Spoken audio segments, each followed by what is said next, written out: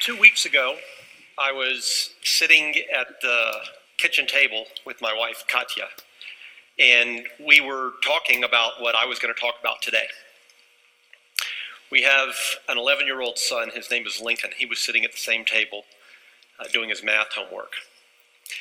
And during a pause in my conversation with Katya, I looked over at Lincoln, and I was suddenly thunderstruck by a recollection of a client of mine.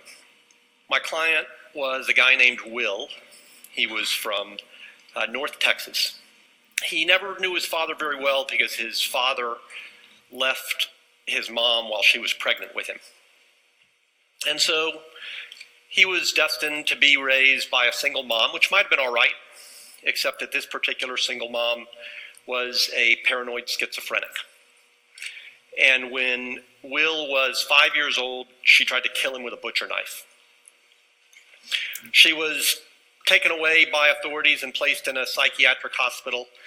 And so for the next several years, Will lived with his older brother until he committed suicide by shooting himself through the heart.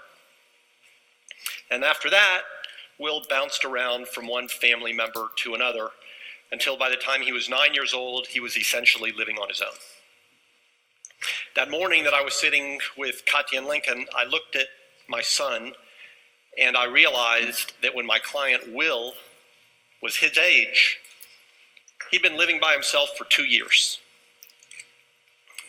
Will eventually joined a gang and committed a number of very serious crimes, including, most seriously of all, a horrible, tragic murder. And Will was ultimately executed as punishment for that crime. But I don't want to talk today about the morality of capital punishment. I certainly think that my client shouldn't have been executed. But what I would like to do today instead